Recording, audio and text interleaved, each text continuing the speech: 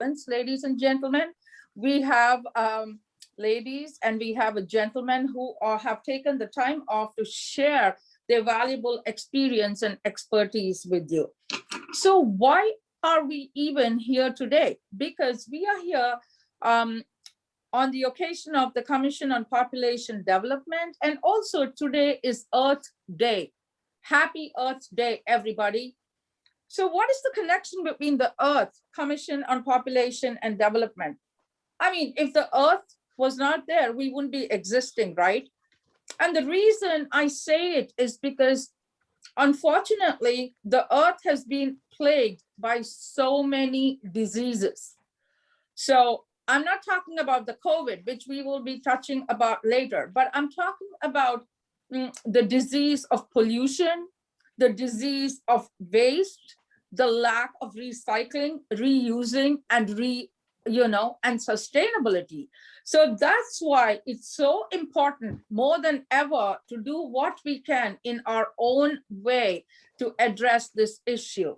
And it's just not one person, it's the community. If we take up the cudgels to help our populations get healthier, we also preserve the earth. So that's why this is so crucial. And one of the things I just want to tell you about is health has been challenged. The very fabric of our society and the populations has been affected so much as a result of the current ongoing COVID crisis. And for those of you who are following the news, unfortunately now, India is the world leader in the number of COVID cases. The US was the world leader, then we have Brazil, we have India. So as we see, COVID, the virus is going around in its many forms, many mutations, many variants, but this threat to the population is real, and we need to see what we can do. And as we know, we've had adverse effects on human populations and injections of, a lot of mental health trauma into the human existence. We have increased cases of people committing suicide, and Dr. Judy Kuriansky is going to be talking about this later. But also, what can we do? As a global community, we need to show resilience, we need to come together. So this is what we're going to be discussing here.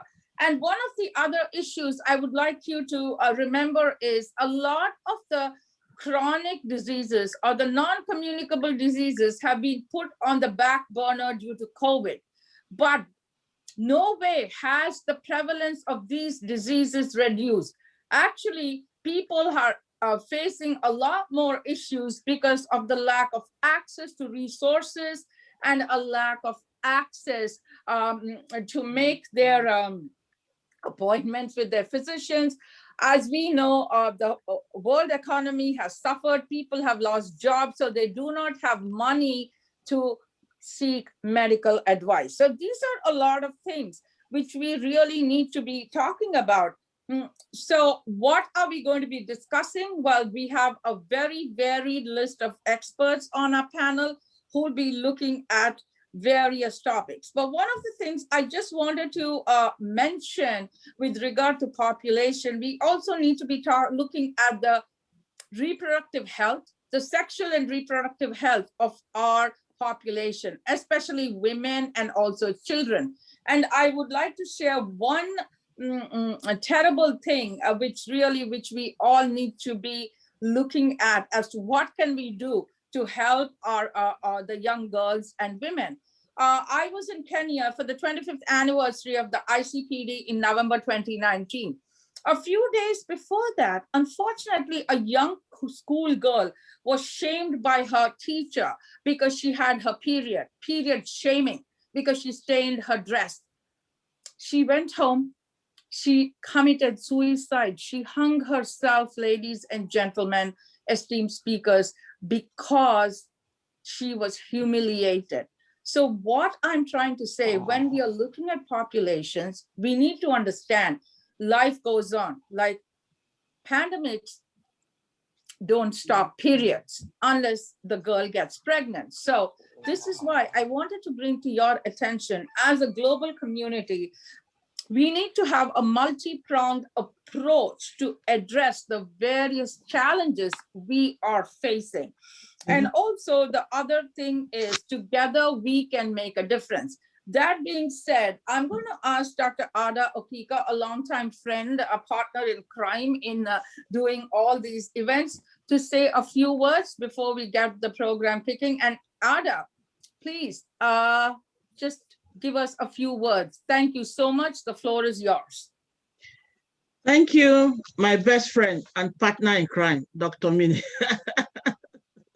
As always, I'm glad that we are able to have a spot to hold the side event to the Commission on the Population and Development.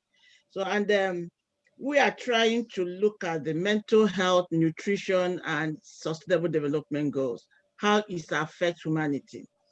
This is a passion that is so pertinent to me, because in the course of our trying to reach out to the community for on quality and inclusive education, we've encountered issues about balancing of human existence through sustainable nutrition and well-being.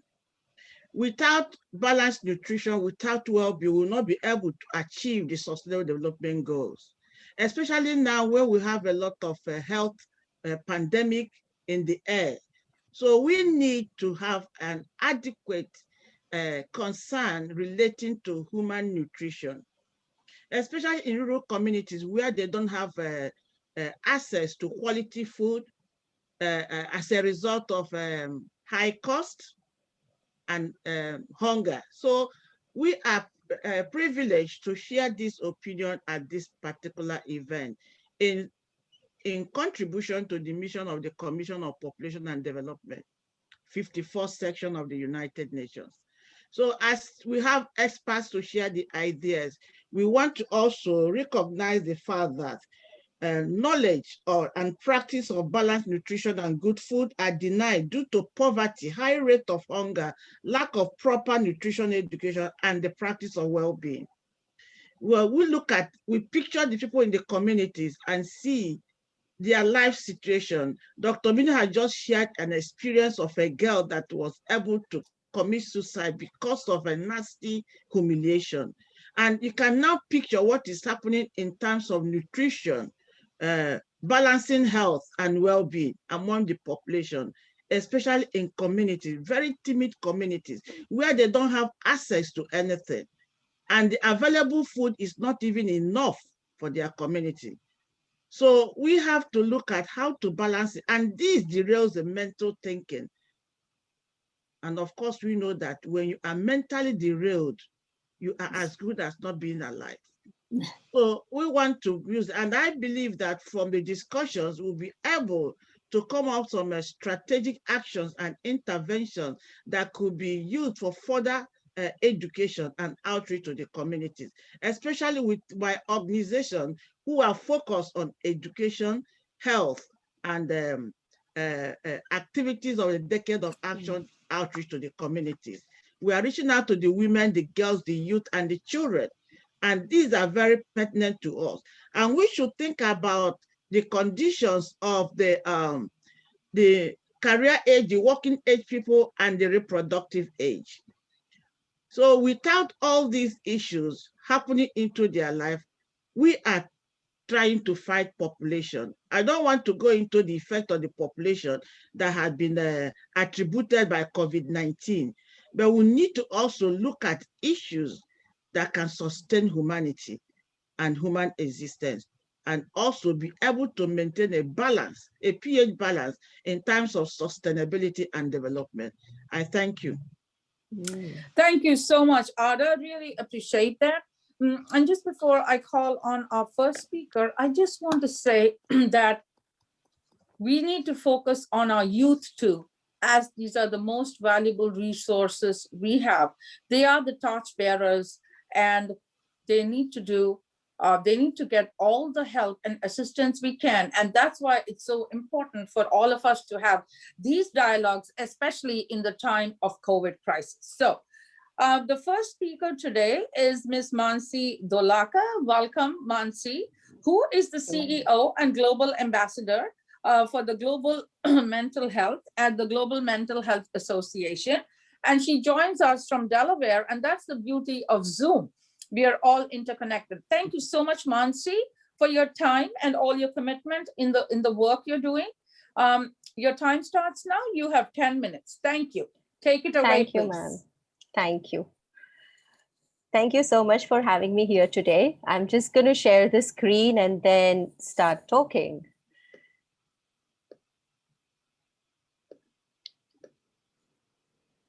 So is everyone able to see the screen? Yes. Thank you. Thank you, ma'am. So myself, I'm Mansi Dolaka. I'm the founder and CEO of Global Mental Health Association, established in the United States, and we work towards raising mental health awareness around the world. Currently, we have our roots in Canada, United States, United Kingdom, Middle East, Dubai, Abu Dhabi, and in India. We are also working towards raising the bar of educational institutions around the world. I'm so privileged and honored to be here today to speak on the theme, which is COVID-19 and mental health, nutrition, and sustainable development. Thank you, Dr. Eta, for having me here today. And it is such a privilege to be amongst such a panel of esteemed speakers. I'm going to start by giving a brief introduction about myself. Born and brought up in India and coming from a small town, my vision was always there to help humanity. I graduated in pharmacy from Bharati Vidyapeeth in Pune and then went on to pursue my master's from Brighton University in United Kingdom. After spending 14 years into the pharmacy domain, I realized that my passion lies in psychology, and I wanted to understand people's minds and how to control their emotions. I went on to study emotional intelligence and found my calling back to India. Having lived a life full of personal struggle, going through anxiety and depression myself, along with suffering from domestic abuse and violence for a very long time in my life, becoming suicidal at times due to that as well, I understood that my purpose was to live and serve. Having built resilience through all these times, I understood how important it was to understand our own emotions and have the ability to control them in some way. That is the reason I seeked comfort and support in emotional intelligence. And I realized that we need a more structured approach in forming an organization where we could easily ask for help. Our brand logo and domain represents the same, and that has become our identity. I'm going to begin to speak about COVID-19 and mental health, the theme of the day. What a year it has been. Last year showed us the world as an extremely challenging and unpredictable place. The pandemic has shaken the world as never before. With terms such as quarantine, social distancing, online learning, remote working, and Zoom parties, it seems like our everyday lexicon will forever be changed by the words and phrases that have permeated our conversations in 2020. I think unprecedented is one way to describe this wacky year. Moving into 2021, we all hoped that the worst was over and that we would have a better year forward. And we just realized coming into 2021 that it wasn't the case. Our mindset wasn't prepared to deal with the reality that this year has offered so far as well. Today, India is dealing with lockdowns, oxygen shortage, supplies of medicines where there is shortage as well. And we see crippling and panic in every household. People are going through such anxious times. There is panic in the environment. People already suffering with anxiety and depression have had a nightmare dealing with these challenges of being cooped up in their houses, and it has become extremely difficult to survive for many. With the pandemic affecting the whole globe, each country is dealing with loss of lives, declining economy, and exhaustion of resources needed to restabilize and build a strong society. In the present atmosphere, mental health has become a priority. It is our duty and a huge responsibility as mental health professionals to work harder and make sure that the mental health of individuals is well looked after. The current rates of suicides, anxiety, and depression around the world are at an all-time high. This highlights the need for looking after our own well-being even more. In such bleak times, we established GMHA with our vision was to align with the UN SDGs to promote good health and well-being, provide quality education, encourage gender equality, and promote peaceful and inclusive society for sustainable development. A brief overview of the kind of work that we do. GMHA set out with a vision to bring about a mental health revolution in the education sector. We are keen to incorporate emotional intelligence as parts of schools and university curriculums throughout the world. Currently, starting with India, in the past 1.5 years, we have addressed more than 15,000 students and are in talks in schools and universities currently to make this a part of the education curriculum. We aim to advocate this to various educational institutions around the world. Our team of psychologists are involved in helping people who need therapy or any kind of assistance to improve their well-being. We currently have also built a 24/7 email support system where we address general queries of people coming from anywhere. This has proven to be very useful considering the stigma that surrounds mental health. People with anonymous emails write to us and we write back to them. We have developed emotional intelligence modules along with leading psychologists of the world to build a curriculum which builds positive mindset, promotes self-care and well-being. Building resilience is the need of the hour. More of our work is also there on our website, which is gmha.help. Emotional intelligence is going to be the key to build a society which is empathetic, inclusive, and innovative. It will not only help them deal with loss, if any, but will also be self-sustained to work on their mental and emotional needs, which in turn will aid in development of a chain of individuals who would form the support to help others around them. Equipped with EQ, the COVID-19 generation, as the term goes, will be able to adopt a holistic well-being approach and be well-groomed to be the foundation of economies and societies for the countries of tomorrow. Psychological resilience is the capacity to respond quickly and constructively to crisis, but resilience can be hard to muster for many reasons. Fear, anger, and confusion can paralyze us after a severe setback. Assigning blame rather than generating solution is an all-too-human tendency. This is the reason why we need to raise an emotionally intelligent society so as to build resilience capacity and as a result promote mental well-being. My final take on things and a plea out to the world as well. Let us honor the lives we have lost by learning a lesson from this pandemic, and let us all get our acts together and try and become a better person than who we were yesterday. In the recent weeks, a safe and effective vaccine rollout has started in a number of countries, which is an incredible scientific achievement. Let us work together to collaborate with each other and build mentally fit societies by eradicating the stigma that surrounds mental health conversations, in turn building a free environment where people can talk freely about their personal struggles. As Glenn Close says, what mental health needs is more sunlight, more candor, and more unashamed conversations. Thank you, ladies and gentlemen, and it is a pleasure being here.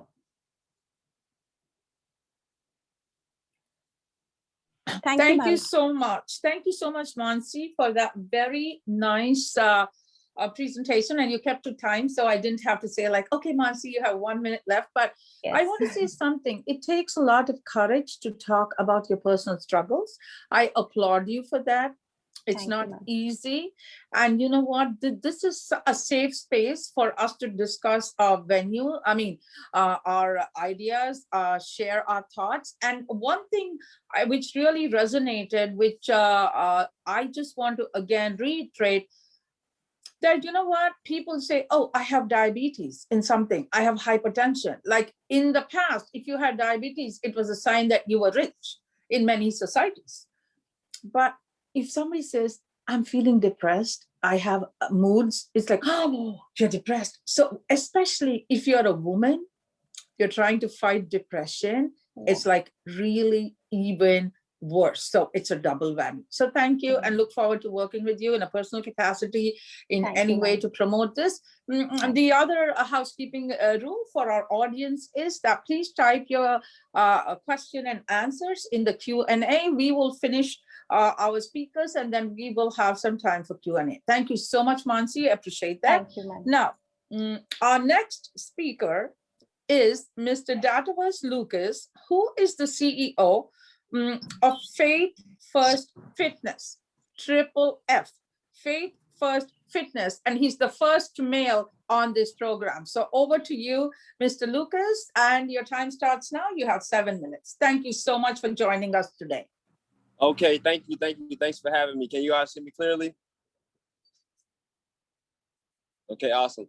All right, so my name is Coach Lucas. I'm the founder of Faith First Fitness, and we've been in business for about 10 years now. and we are a children wellness organization, and we bring wellness to the children, all children from all walks of life, from toddlers to our senior citizens. And so what we do is we bring that fun to fitness. So a lot of times when people hear fitness, they kind of get stressed out or they think of a hard thing. So we want to bring that fun back to fitness, because fitness has a lot to do with our mental health and getting our brains moving and active. So I came here to talk to you guys about the nutrition and our overall well-being and our mental health, and how it does mindfulness impacts our mental health. All right, so as you know, right now we're in a pandemic, and so it's taking a social impact on our children, on our senior citizens, and their mental health. Me personally, I was actually supposed to do this Zoom at my grandmother's house, but she's still impacted by the COVID guidelines. I've spent about maybe 10 minutes in my grandmother's house in the past year, and that's very rare in comparison to how much time I spent with her, because she's so scared and afraid of the guidelines. She don't know what to think. She's stressed out. She barely leaves the house. So it's having a big impact on her mental health, as well as down to the children. My son has just went back to school physically, and he's been at home virtual learning, which he hasn't been well with the virtual learning, because of he has a more of an attention disorder. And so he hasn't been well with the virtual learning to be able to sit still and be able to focus. So he's finally went back to school, and it was able to ease both of us with him being able to go back to school and then the stress levels. So if we go back to the first slide. So I came to talk about the nutrition. And so I'll just give a testimony with my son. In actuality, what I said, he deals with the ADHD, attention deficit disorder. So I have my own project in front of me that I was blessed with to be able to channel and do experiments with. And so what we have been doing is juicing. We have been juicing lately, and I've been giving him the juices, and I let him give his own reaction. I didn't tell him I was doing experiments, and I was trying to see how the nutrients will react with his brain. And one day he just came and told me, well, actually he asked for the juice. He said, "Hey, Dad, do we have any more of those juices?" Which is all organic, natural juices from fruits and vegetables. And he was like, "Those juices make me feel really relaxed, and I just feel calm." And so that was my own experiment, and my analysis was that the juices and the nutrients are actually helping out with his ADHD and his focus. And through research, as I study, they have been doing research with medicines to coincide with whether the Eastern medicine or Western medicine were more. I'm sorry, I'm getting confused on my words, but they were more preventative for the mental health issue. And what we have found was that the Western medicines were better, where we were having more Mediterranean type diets with the nuts and the fish and the fruits and the vegetables were more better than having the Eastern medicine, where we would have the pharmaceuticals. So in research, they had a research over in British, where they did 8 weeks with ADHD, where they would give the children more micronutrients. They would increase their micronutrients, and then they gave some students where they would have the placebo. And so after the 8-week study, the children that were increased on the micronutrients, they had better results in the ADHD behavior than the children that were on the placebo. So in my research, I see that, your mental health has to do with a lot of your diet, and the energy your brain has to have energy and able to focus and have that concentration. And a lot of that energy comes from our blood glucose, and the blood glucose comes from carbohydrates that we eat. And the healthy carbohydrates come from those healthy greens, our nuts, our legumes, our beans, our super greens, which are our kale, our spinach. And so when we're more nutrient dense, then our brain is able to focus more, and we're able to get more energy to our brain. And so that correlates with our physical health. Once we're getting more of our physical health, it helps our brain to release those endorphins to be able to be more focused and to be able to be creative and to be able to deal with our stress levels that we have when stress does come. And so what we have now is that a lot of children are operating in this fight or flight management in their brain, because they're not dealing with the stress as well as adults. And so what we're doing now in our company, we're teaching them mindfulness. And so that comes in with our yoga program. We teach them mindfulness to children and teach them how to take their deep breaths and how to deal with their stress management. We do our deep breaths. We have our breathing techniques that we teach to the children at an early age, as young as 2 years old. As I had with my toddler, I asked her, how do I deal with stress? And she says that I take a deep breath. And you can see her sometimes, she would see her, Dad, are you mad? Are you mad? I would say, no, I'm not mad. And she would say, do you need to take a deep breath? I said, yeah, I need to take a deep breath because something was bothering me. And so teaching the children the mindfulness at a young age actually will help reduce the stress management and will help reduce the mental health issues. And so that's what I had. I kind of went off of the slide, but I got to talking and just going from what my brain and research has. How are we looking on time? You have 1.5 minutes. Thank you. Okay. So for my last minute, I'll talk about the education standpoint and the proper nutrition for breakfast in the morning. And so that's very detrimental to the children. It's getting the breakfast in the morning so that their brains may start off to have the energy to go throughout the day. And a lot of times when we don't have that energy, we're into lack. We're depressed and we're just in a down mode. And that's not good for learning once we come into the school. And so I think that we should implement as what I've done at the elementary school is the mindfulness in the morning, the getting up and taking a deep breath and doing your breathing techniques. And so that you are empowered for the day in the morning. So as you feel better, you feel confident to go into the day, into your assignments.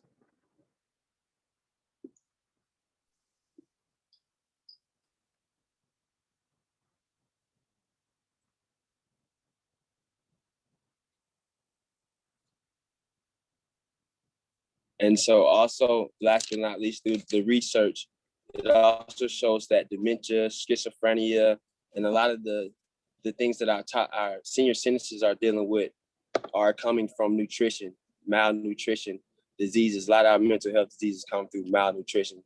So I think nutrition is a major focus in helping to counter diseases and even underlying diseases. A lot of time when we treat diseases with nutrition, it ends up preventing other underlying diseases that we didn't know that we had.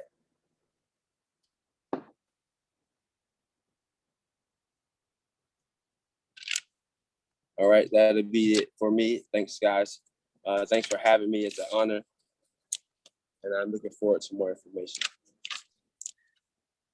Thank you so much, Mr. Lucas. That was so nice. And you actually touched on a very important connection between the brain and the food we eat and how we function.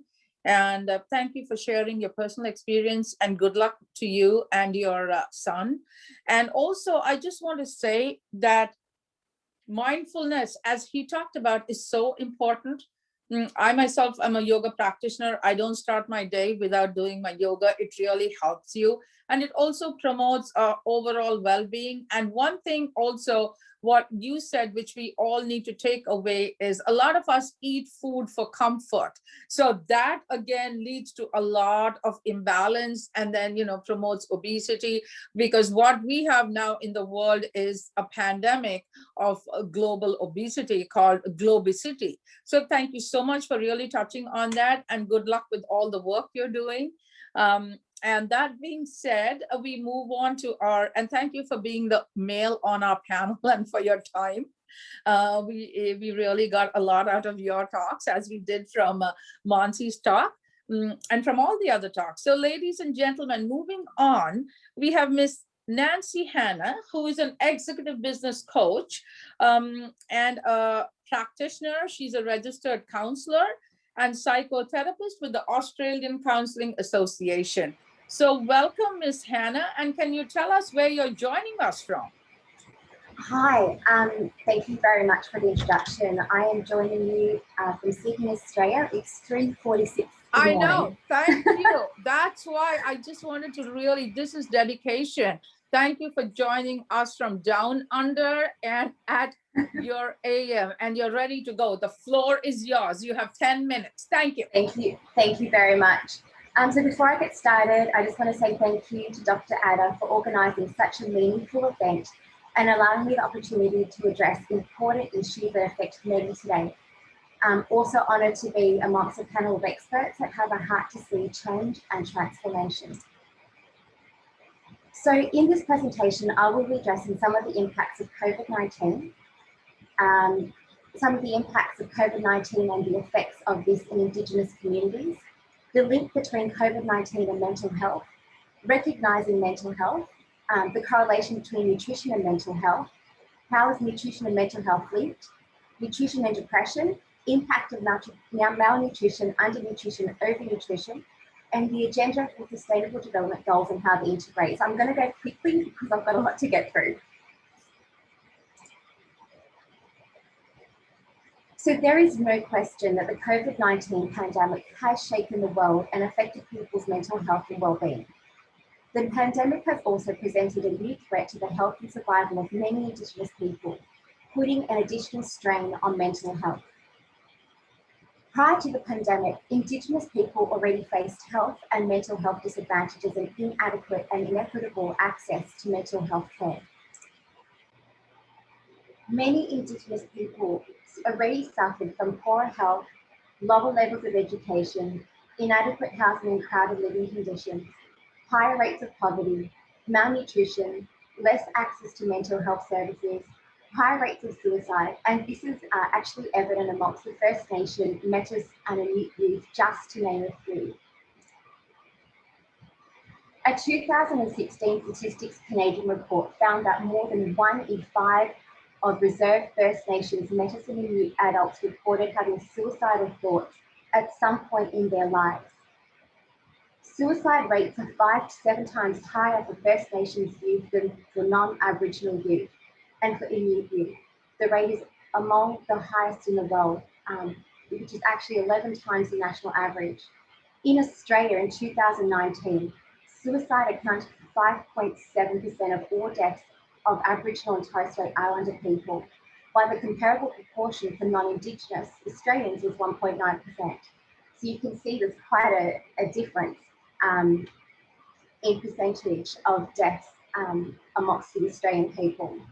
30% of all deaths by suicide in Indigenous people were female. This was greater than that seen in the non-Indigenous population of 24%.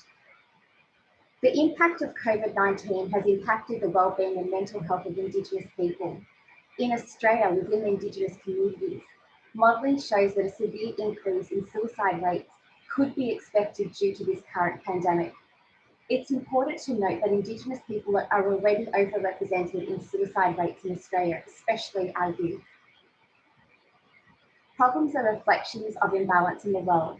This is particularly challenging for Indigenous peoples given the current threats they face from this pandemic. Some of the impacts of COVID-19 pandemic on Indigenous communities has caused many Indigenous people to experience heightened trauma and mental health issues. COVID-19 has and still presents a threat to the health and survival of Indigenous people. Indigenous people in nearly all countries fall into the most vulnerable health categories.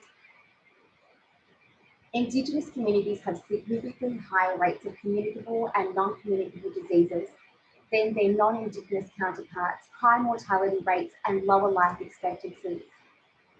Contributing factors that increase the potential for high mortality rates caused by COVID-19 in Indigenous communities include malnutrition and undernutrition, poor access to sanitation, lack of clean water, and inadequate medical and mental health services, which we will address shortly. So what is the link between COVID-19 and mental health in Indigenous people? Some of these, and there are many, but just to name a few, include anxiety from not being able to follow stay-at-home recommendations to protect themselves from COVID-19, increased domestic violence, grief over the loss of friends and family members, separation from friends and family, unequal access to technology that allows for the continuation of work, school or social interaction online, financial stress, job loss, ongoing difficulties accessing healthcare services, Prior to COVID-19, many Indigenous communities faced health disadvantages and inequitable access to healthcare. However, this has now heightened throughout this current pandemic. According to a survey conducted by Statistics Canada, 60% of Indigenous people said that their mental health has worsened since the onset of physical distancing measures. 46% of Indigenous women and 32% of Indigenous men describe most of their days as quite a bit stressful or extremely stressful. 48% of Indigenous women and 31% of Indigenous men reported symptoms consistent with generalised anxiety disorder. These numbers reflect a measurable concern reflecting the impact of COVID-19 on Indigenous communities and reflects that not enough has or is being done. We have a long way to go and much to be done to work toward the fulfillment of these Sustainable Development Goals. There is a misconception that mental health does not exist among certain communities. It is important for communities in general to start to take notice of early signs. Some of these include trouble sleeping, feeling unsafe or anxious, increased use of alcohol or substances, tobacco, strained relationships with family members, lack of energy, just to name a few. Anxiety and depression are among the most common mental health conditions worldwide. According to the World Health Organization, depression could be one of the top health concerns in the world by 2030. Some practical steps that can be taken to self-care during the pandemic would be to take a break from watching and listening to the news. There is a lot of news available, and I think it's really important to monitor what we listen to and the quantity of what we're listening to. Make sure you're getting your information from trusted sources, maintain a healthy diet, exercise and sleep routine. Share survival stories of resilience from your past or cultural heritage, and connect to cultural traditions and heritage as they can provide strength in difficult times. Poor nutrition has been associated with externalizing behaviours such as hyperactivity and aggression, symptoms of attention deficit hyperactivity disorder, poor concentration, tiredness, interfering with loading.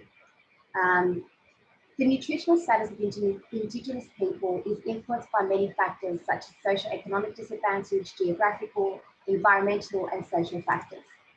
With so much information, statistics and understanding Sustainable Development Goals of health and wellbeing, I want to pose the following questions.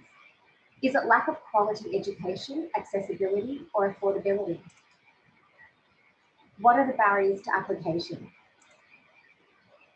How can this information be passed down generation to generation to see generational change and transformation? Mental health is part of the balance that needs to be maintained in order for a person to be holistically well. There is much action needed and education required when it comes to mental health, wellbeing and quality education. And I'll finish with this. For Indigenous people, good health is more than the absence of disease or illness. It is a holistic concept that includes physical, social, emotional, cultural and spiritual wellbeing for both the individual and the community. Thank you. Thank you so much. First of all, I think everybody joins me in thanking you for your commitment and dedication in being up to speak to us. And thank you for everything you're doing. I love New Yorker. I'm a New Yorker, but when I saw Sydney, I thought if I was not settled in the US, I would have migrated to Sydney. It's a beautiful place, such a nice international community. And thank you again, Nancy. And we look forward to working with you. Thank you again. Thank you. Now, thank you and good night or good morning. What do we say to you? Either is fine. Good morning. Thank Good you morning. again. Our next speaker is Her Excellency Ambassador Dr. Diana Levine, who is the Director General, Department of Humanitarian Affairs in the Word of Life Ministries International. Word of Life Ministries and the International Consulting Cabinet. And thank you so much, Your Excellency. You have 15 minutes. The time starts now. Thank you. The floor is yours.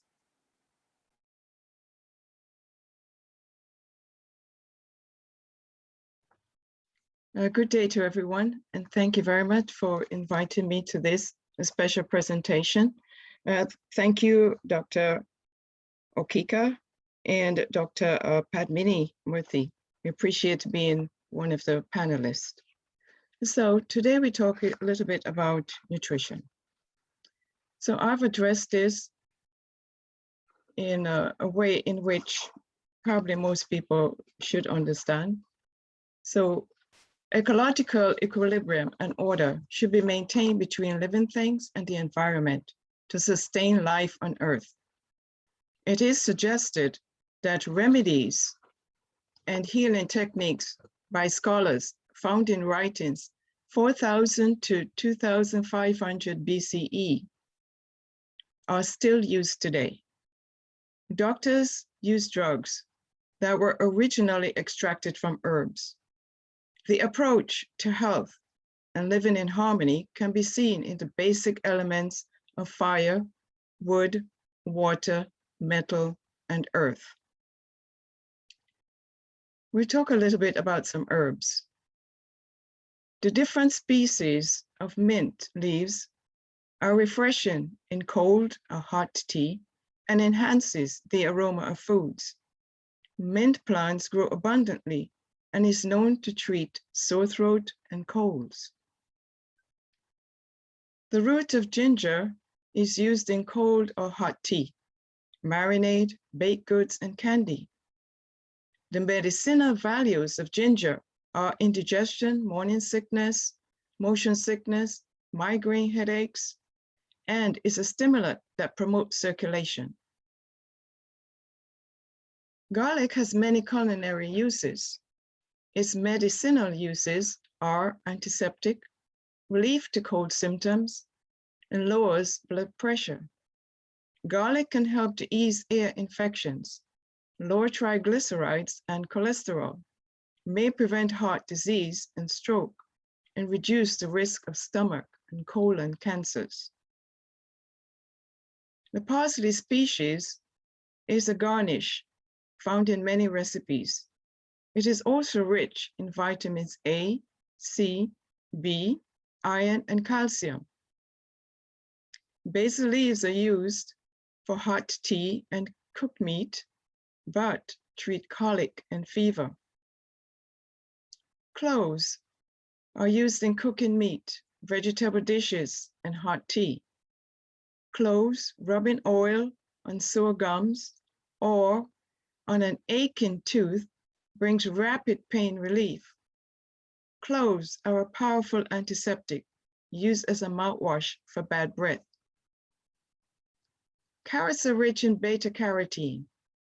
They improve night vision and reduce the risk of cancer, macular degeneration from the eyes, and heart disease. Beta-carotene is an antioxidant is a compound that fights free radicals. Alpha-carotene also helps to fight cancer. Carrots are found in many recipes. They can be cooked, eaten raw, and baked. Cabbage prevents breast cancer, prostate and colon cancers, heart disease, and birth defects, and lowers the risk of heart attacks. Cabbage contains the compound indole-3-carbinol, or I3C, which is effective against breast cancer. Cabbage contains sulforaphane, which fights colon cancer. Cabbage contains high levels of beta-carotene, vitamin C and E. Although it is cooked in many recipes, it is very powerful eaten raw. Oats can help lower cholesterol and blood sugar, improve insulin sensitivity, reduce risk of heart disease and cancer, and control appetite. Oats contain bran, germ layers, and beta-glucans, which traps dietary cholesterol. The variety of compounds it contains provides different types of protection, like saponins, which strengthen the immune system. Oats are found in many raw or cooked recipes. Plants can help lower blood pressure, decrease risk of heart disease, prevent and treat ulcers and constipation.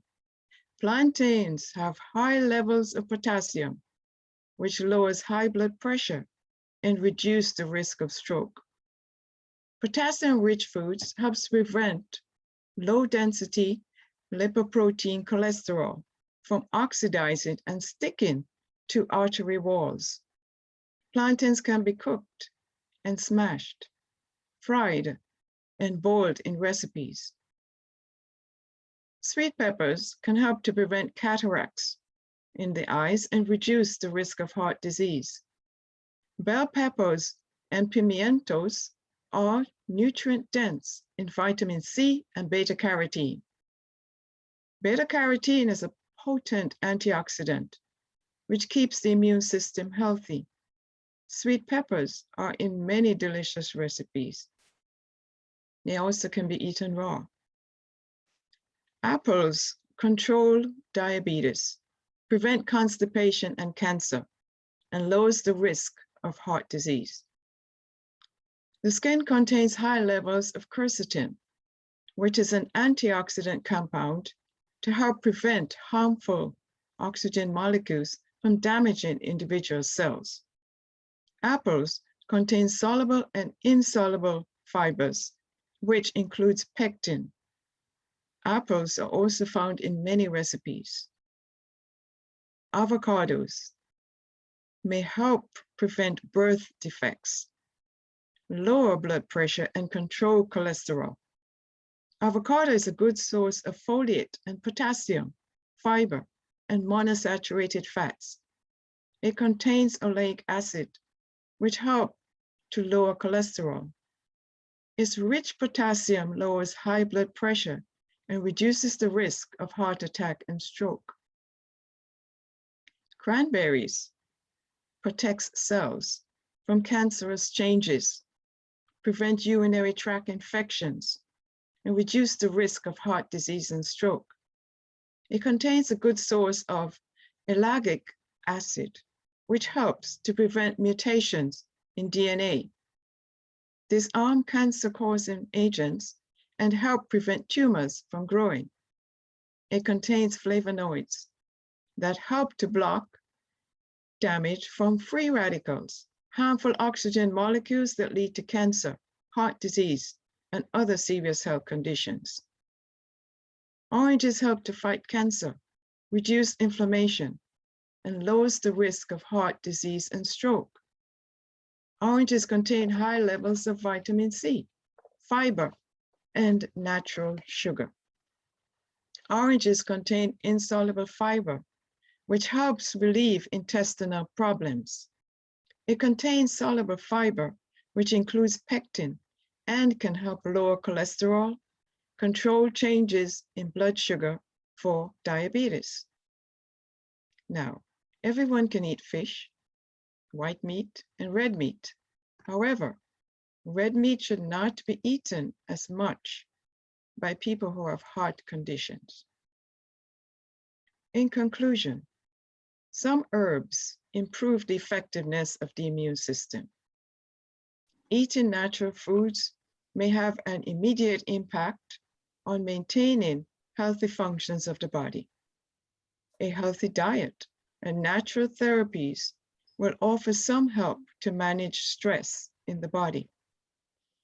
Overhaul the diet, reduce sugar, fatty foods, and shift to fresh fruits, vegetables, whole grains, and some protein to have a healthier lifestyle.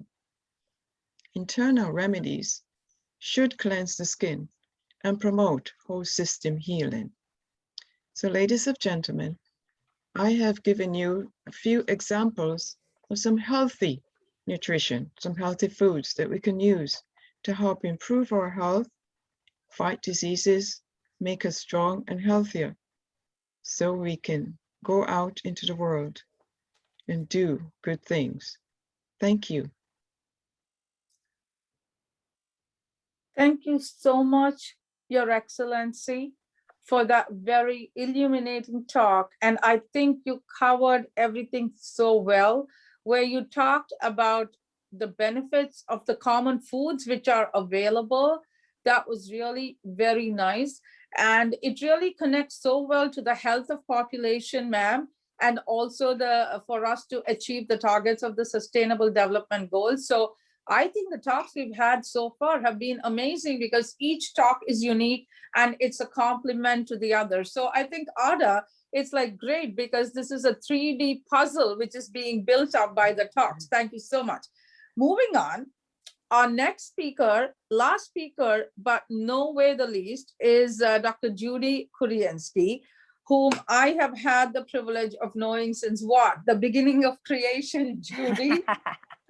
I mean, she's an amazing force of nature. She's been a TV host, a passionate advocate for mental health, a professor, a good friend, and above all, a human being who really cares. Thank you, Judy, and it's always fun to work with you. And the floor is now yours, and you have 15 minutes, so take it away with your powerful words. No way are you least in any way. Over to you now. Thank you. Bless you, my dear friend. Thank you. You're wonderful, Minnie. And indeed, it is wonderful to be here with this holistic view that we've heard about the individual foods from Diana and Data Various. Nancy, thank you for your overview of the issues with Indigenous people. And Nancy, bless you for your sharing, as Minnie said, and for your talking about the resilience and emotional intelligence. So we all know the connection between food and mental health. If you're ever been hungry, which we all have, you know that that's grumble in your stomach. And then if you're really hungry, you get headaches and stomach aches. And so we know that connection. And certainly many of us know what that was like during COVID-19, even for myself in the beginning, not being able to go out to food until we got the hang of ordering food. It was very, very difficult and very painful in many ways, emotionally, physically, to think about where are we going to get food. We all know what that's like. So the connection between food and mental health is there. Now in the context of the UN, the development agenda, the 2030 Agenda for Sustainable Development. And Minnie, certainly you and Ada know what that is about because you both with me, thank you, Ada, and Minnie have been with me through the process of the Sustainable Development Goal. We see some of the Sustainable Development Goals there. There were 17 of them that were approved by the 193 governments of the United Nations, the member states. They came up with this framework of 17 goals, and all the countries of the world were supposed to aspire to achieve those goals by the year 2030. And you see some of them there. I put this together in a design to show you that, in fact, to address the topic that Ada, you so brilliantly gave us today, that health, number 3, and the target 3.4, mental health and well-being 3.4, you see there, is connected to number 2, which is abolish hunger, and that they relate to no poverty, number 1, education that you're so keen about and do so much about, Ada, 5, gender equality, 8, decent work, 11, sustainable cities, 12, responsible consumption, climate change, number 13, life below water, number 14, and life on land, number 15. So these are all integrated, and that is the theme of my talk. Peace and justice and in societies is the foundation of the UN, as is human rights. So that's the framework. And the other part of the framework is where you see partnerships up there. So that is the model I call the Nexus model that I'm presenting to you today. So here we go.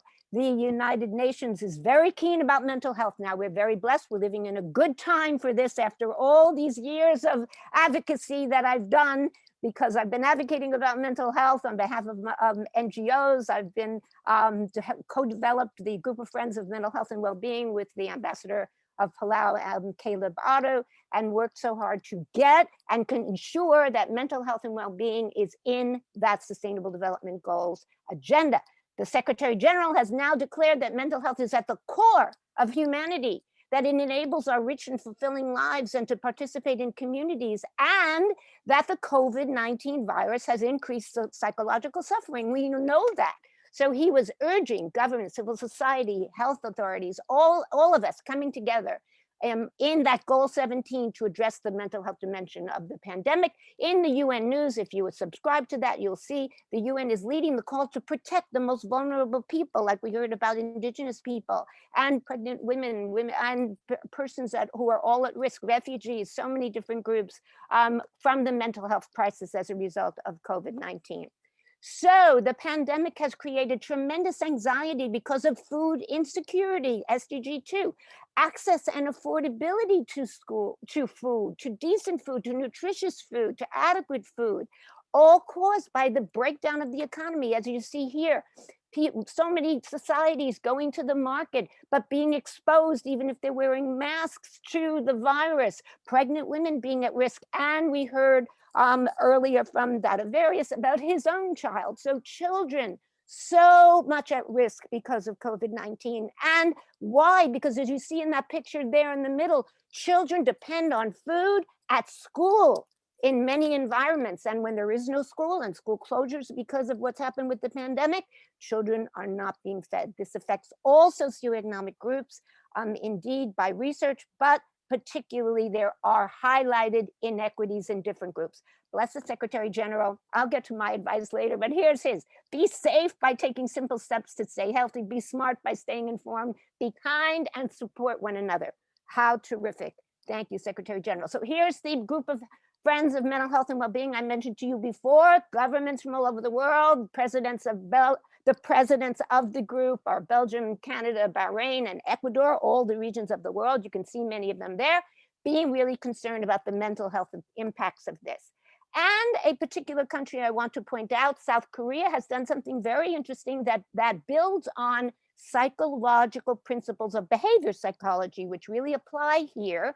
Thank you to one of my Columbia Teachers College students, Shelby Parks, who brought this to my attention. South Korea approaching zero hunger, that SDG 2, recognizing food waste is so predominant throughout the world. We cannot have this happen.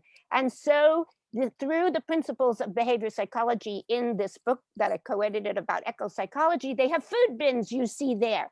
And also, guess what? People are fined. That's another principle. You have to pay if you waste food. That's a way to change behavior. Brilliantly done.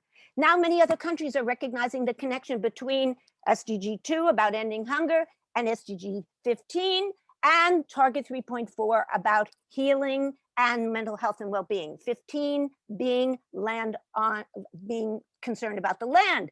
There are constitutions that some of the countries have. The Constitution of Ecuador recognizes nature as an entity with legal enforceable rights, the human rights of nature. This is relevant to the fact that it's Earth Day, as Minnie and Ada pointed out, right? That we're celebrating Earth Day today. Very relevant to this, that there is a global alliance for rights of nature with Australia. Thank you. That's relevant to you, Nancy, and the US, UK, India. Thank you, Minnie. And New Zealand, harmony with nature and healing through indigenous languages. So nature is so important for our self-healing. These are the interlinkages that I'm talking about. Earth Day today, the silver lining of Earth Day, people are growing their own food. That's a very important outcome of all the terror. UN agencies are also addressing mental health in response to COVID-19, the Secretary General's Envoy on Youth, World Health Organization, of course, and also UNICEF being concerned about the rights and protection for children. Education, thank you, Ada, for all your work that you do on education. Education is really key. So that's SDG 4, understanding the linkages between COVID-19 and food and stress. As you see here in that diagram, it can be very intricate, but also very simple. People don't have money because of the economy of the coronavirus. They skip their meals. They don't have any access to food. They get worried. They get depressed. Some people acquire food in ways that's socially unacceptable. They feel shame and guilt and powerless about it, and lots of disruption in the family because of that. There are many dimensions on which this food and mental health and COVID-19 whole interlinkage manifests on. Emotional problems, fears and anger and depression and suicide as we've heard, and nightmares and survivor guilt, even the people saying, why did I live? And other people I know and love died. Behavior problems with children, particularly, and among families and couples, developmental problems, physical problems, headaches and stomach aches, cognitive confusion and concentration, and spiritual problems. What's the purpose of life in the midst of all of this? So my student I mentioned to you before from Columbia Shelby Park, with a group of other people, developed a webinar immediately. This is a responsive society. I'd mentioned the responsive governments before. So out of her thoughts about permaculture, which is so important to food security, we developed this entire webinar that was about the people and the planet preservation that you see there, with professors and with a group of her friends in Costa Rica who have a whole permaculture program that morphed into a sustainable program for education, Ada. That's called the People and Planet Education Program for Ecoversity. That's online courses, as you see there, and also the ability to go actually to Costa Rica for these different courses. The education initiative has taken on another dimension, adding the private sector, which is something that the UN is very, very keen about.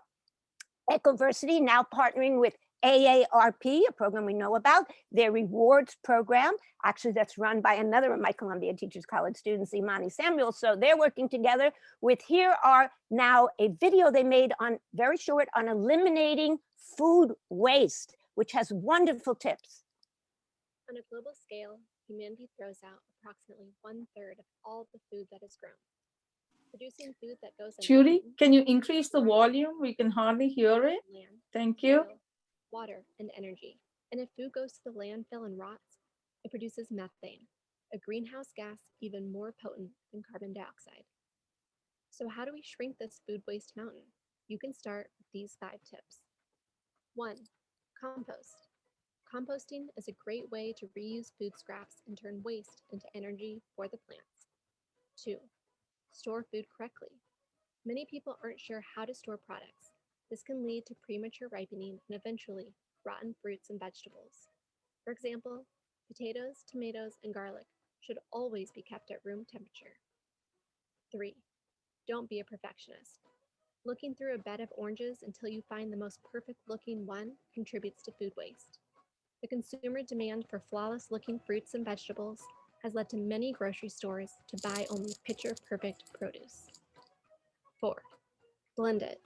All the stems, ends, and peels of produce may not be appetizing, but by adding them to a smoothie or soup is a great way to reap their many nutrients. And finally, 5. Get educated. The best way to live more sustainably is to get educated. You can begin by taking a course with us at ecoversity.org. Okay, so this project, this partnership, Ecoversity and AARP Rewards Program, launches today on, so coincident with Earth Day, so it's very timely. Another project I want to share with you that's very important about entrepreneurship training and sustainable agriculture, which is so important, is the importance of personal initiative, that psychological principle. It has been proven by my friend, Michael Freze, a psychologist, that it is more effective to use personal initiative to teach young people about how to start a business than the traditional entrepreneurship business about how to keep records and all that other things. Personal initiative really makes a difference. And that psychologically makes so much of a difference. Another project is Africa Rise, that my NGO and the United African Congress, together with the Ambassador Y of the Embassy of Sierra Leone and the Ambassador of Mali, so we have government coming together with NGOs, is this Africa Rise Healthier and Stronger. So I'm going to play for you. We did a concert that is going to be ongoing. Here's a clip of the concert relevant to COVID-19. Black or white, Buddhist or atheist, harmony in different languages, religion and science. Yes, we can all coexist and express love, because it's the answer. One love, and let it flow across the globe. One love. Now when we do get One love being so important for that access to leave no one behind. Minnie, you know that phrase, and Ada, you know that phrase really well. So we want to be able to reach those left furthest behind, which is so much the part of the UN agenda. Another issue is the global concept of One Health. This is led a great deal by France. I just had them at my class at Columbia the other day, because they drive initiatives of the interlinkages of the SDG for sustainable agriculture, food production, and hunger and well-being, as well as so many of the other issues that bring together these three different stools here of healthy environment and healthy animals and healthy people. So these tripartite triad is the One Health new concept here. Another campaign is Every Woman, Every Child. It's in its second decade at the United Nations. And my music partner and I, Russell Daisy, who's been with me all over the world to help women and children with all their issues in the SDGs, wrote a song that I'm going to play just a clip for you that is about maternal health and child health, including a reference to the importance of nutrition. Every woman, every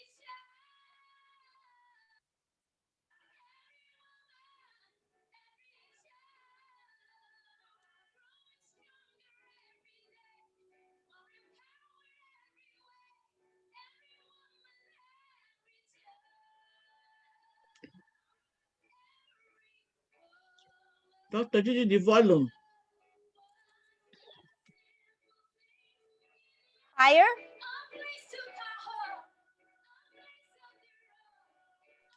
More. Judy, we can't hear it. You need to increase the volume, please.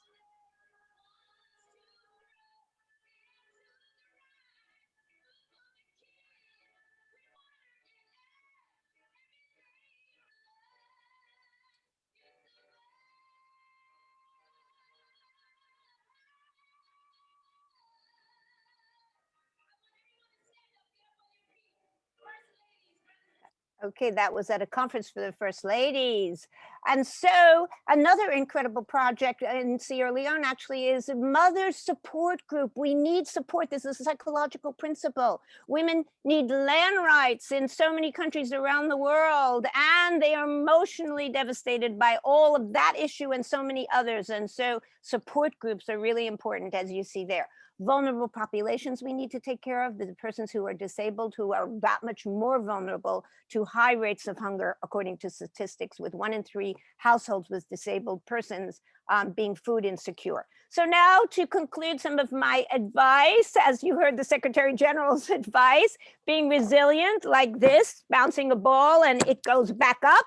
You can be resilient. I've done a lot of this in the holistic view I had of Ebola, since I was there in Sierra Leone during that, and the issues are very similar with regard to COVID-19. Contact comfort is important. We have not been able to be close to people, but we need to be able to do that. Hug your pillows, hug your blankets, and when you're vaccinated and when you're feeling safe, you can hug your children and your loved ones. Research with monkeys, as you see there, has shown that. Loving yourself in the mirror. You could see teddy bears were all over the world, actually, and that was at 9/11 when I was helping. And self-soothing, that's the butterfly technique. Everybody could do it right now. Just put your hands on your shoulders like I'm doing now and flap them like a butterfly. That is based on not only EMDR, but neuro-linguistic programming for self-soothing. Now I want you now all to not use the word social distance, because that is against research. Research shows social connection is what's critical to recovery. So use the word physical distance instead. Happiness is something we can choose. As soon as you're in a negative feeling, you can snap your fingers, think about something positive, because there's only one thought neurologically that goes in your head at a time. Right now, you can also smile into the camera now. Everybody smile. Ambassador Diana, I could see you. It's impossible not to smile back. That's the principle. Taking care of yourself is important through any of the techniques that Darius was talking earlier about, meditation and yoga, Minnie talked about, music, whatever it is, working out, and certainly spending time in nature, because that is critical for our health. Post-traumatic growth is the opposite of post-traumatic stress. There is a principle in psychology that's been supported by research. There's a silver lining to all the clouds. People had time, lots of research that I did and others, more time to read, to have hobbies, to do cooking and learn other things, so we can emerge out of this horrible experience. So love, togetherness, and hope is something that will bring us out of this horrible pandemic. Things will, in fact, get better. My recommendations: let's reduce food waste. Let's take climate action, programs integrated with counseling that I've talked about with agripreneurship and personal initiative. Advocate for policy and laws that address nutritional issues in agriculture and women's land rights, and rebuild the trust in government, which is so important, and the trust in NGOs and with our neighbors. So thank you very much. I'm going to start, and actually with this joke, which I love. Look at that little puppy. After listening to Linda, his human, for 12 days while in quarantine, as she complained for hours on end, Sparky realized he was not cut out to be an emotional support dog. Thank you. Thank you, Judy. Your talk gave us much more than emotional support because there was also with the eloquence and the wisdom, which is so usual with how you deliver your remarks. But we also, you gave the power of laughing and feeling. And thank you again. And this was a great panel, ladies and gentlemen. And just before we turn on to Q&A, we have a few minutes for Q&A. If there are any questions, if you want to ask, please put them in the chat or the Q&A. I don't see any questions, but I just wanted to start off by just I want you to, no question. I would love us to, because I can see him on Robert Oville to make maybe 2 minutes. Yeah, Ada, let me finish. You just cut me off when I was speaking. Sorry about that.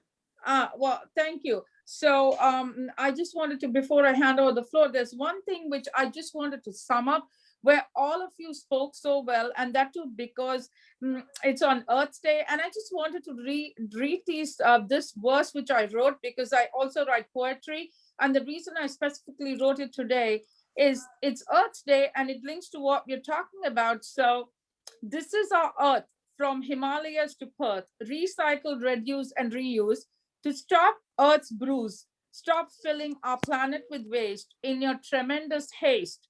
Let us hear Earth's voice and make the right choice to save our Earth and give it rebirth. So thank you all. I think the reason I read this is because it sums up everything what you said so well, because how can we have keep a healthy population is by having a healthy mind, eating well, laughing, and also reaching out to each other. That's what we are doing through Zoom and other things. And now, Ada, I turn it to you because you wanted somebody to make a few remarks. We have actually a few minutes before we end the program. So back to you now. Ada? I thought she said she wanted somebody to speak. Yes, I need Rob, the judge from UK, judge, kindly make closing remarks. You'll be there with us. A pleasant good afternoon, good evening, good morning to everyone. Not sure what is your time zone, but in this global panel that we all find ourselves in, thank God for technology, so we can all be able to speak at the same time from different places. I just want to commend the awareness being raised from different perspectives from everyone. And to say that, you know, we have had a terrible pandemic over the last 18 months, close to 2 years, which has affected every one of us in different ways. Some have lost loved ones, some have got loved ones in very delicate situation. And it seems to have just triggered an existing problem to our awareness that life is just not about the daily going manners. The great equalizer, as this situation has been called, has served to illustrate and highlight a problem we have, and that is our world was heading in a direction which was not going to be conducive for the future. In my closing remarks, what I would like to say is to thank you, Dr. Ada, for pioneering the concept of doing something, because it's very easy to sit and talk and criticize, but very few actually take an action. So I want to commend all of the fellow panelists that presented, because each one of you in your right have done something towards what's happening.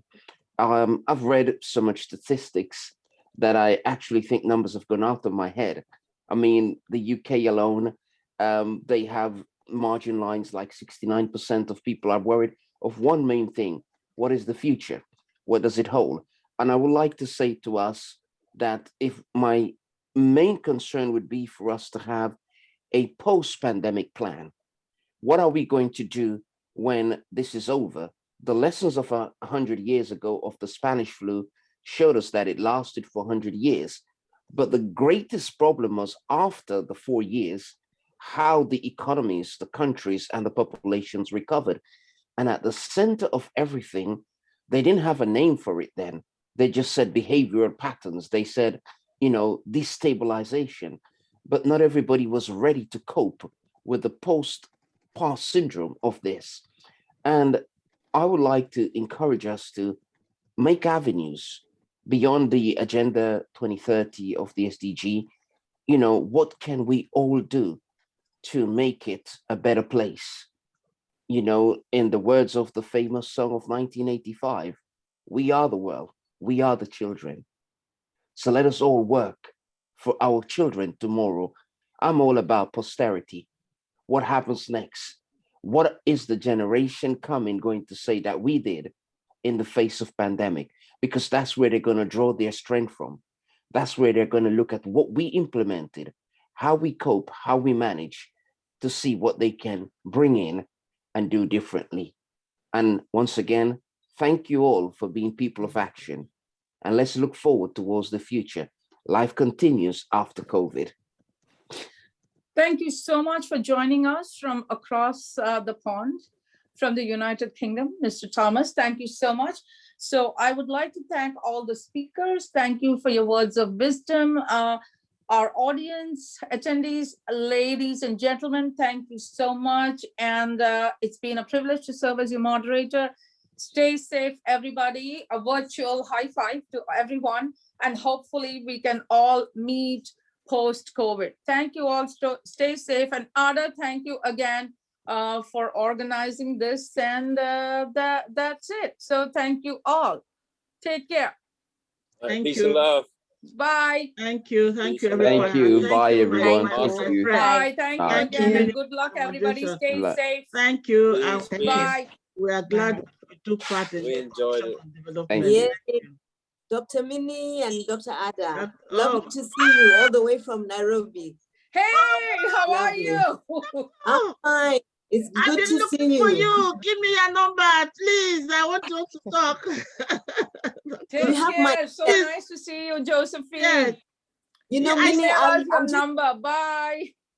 yes, I'll send my number on the chat if you don't close it before I Please, can write Okay, it. great, please great. write Yeah, it yeah, for yeah, me. do that. Right. Yes. Oh my God, good to see And then you. I want to show Minnie something. Minnie, just hold on a moment, yeah? Okay. Let me first write my number up on the chat. There's my number. Got it. And then just hold on a minute, Minnie. Just hold on a moment. Hold on. Sure. Will there be a follow-up after this meeting or a follow-up contact or anything? Yes, I will follow up. Yes. Okay. I All don't right, know if guys, you can peace and see love. that. Minnie, can you see that? Yeah, I have. You can see. I didn't what see I have. that. I didn't see So, that. yeah, that shows you Josephine, how, it's like what I Oh my have. God. it shows you how interconnected we are, even from across the continent. Yeah, see, I love that. Oh So my maybe God, when I come to Ambassador, you Kenya, look you should good. give me that. You look good. Long time. Yeah, Look at so the picture nice to behind see me. you. Look at the picture behind me and look at the picture behind Minnie. I know. And I'm in Nairobi, Kenya, and she's all the way up in New York. Just to Great show you minds that think alike. indeed we are. Great minds think alike. Thank you so much. It's lovely to listen to you, and I look forward to participating again. Bye. Bye. Bye. Thank you. Bye, Bye. Judy. Bye. Bye, Ambassador Dr. Diane. Bye, Russell. Ada, be in touch. Bye. I'll call you. Thank you. Oh my God. Dr. Judy, thank you so much. Ambassador, thank you. Ambassador Dr. Diana. Diana. Diana, thank you all the way from Texas. Yes. Oh, see my good friend Ruth Daisy. Wow, I didn't hear your voice. Russell was Russell. going to sing, Ada, Yes. but we decided to play the The video video. of the song Oh instead. my God. He- Oh my he was, God. remember, you said it was great. He was going for you. He was Yes. going to sing live. Oh my God. How are you doing? I think he's on mute right now. Yes. But he's good. Ada, you Yes. are phenomenal. You really I'm are. following your step. You've done it again. Ada, you come up with these events. They are fantastic. They are relevant, timely. You get the. I'm going to discuss with you and Ambassador Diane on her presentation. Look at the way he digressed the nutrition aspect with respect to SDGs. You know, so, and these are what we are neglecting, because when we talk leave no one behind, I always tell them leave nothing behind. This aspect she raised up with respect to nutrition has not been brought up. You know what? Has not been brought I up. totally agree with you. SDG 2 has been ignored. A lot has been ignored there. Totally. You know? And it's so integrated. Especially with respect to fruits and vegetables. Right. Unbelievable. And you just highlighted it. So I think it is really important for you to make something out of this in a big post follow-up press way, because you should be writing. And in fact, why don't we do this? Why don't we write an op-ed about it? You and I together can write an op-ed and send it to like the Washington Post, the New York Times, whatever. But we have to do that, because the high-level political forum, you know, the SDGs we just shared are inclusive.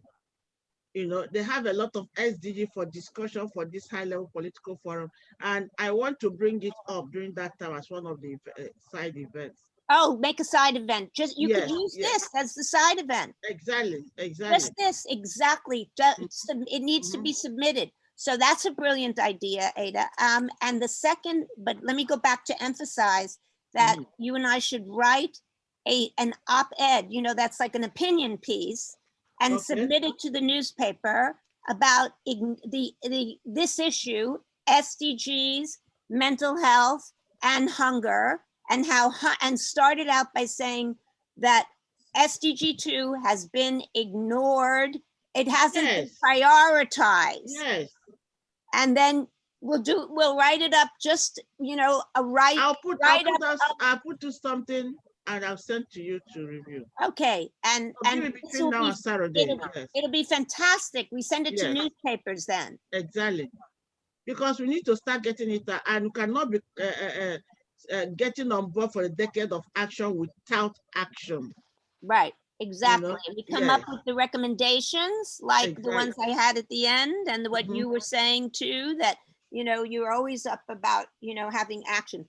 I'm so excited about this. Ada, you are a force of nature. I thank you. And I appreciate you more for canceling your appointment for this program. You made me proud. Thank you. Well, Ada, how could I ever say no to you? All the people, they were very upset, but thank you. My friend Ada comes first. Oh, and see, I've met Dr. Jambo again. It's a long time since she left the UN. We've been there a long time. Oh my God, so interesting. Really, all right. We've seen it all. Thank you so much, Ambassador. Lots of love. Thank you.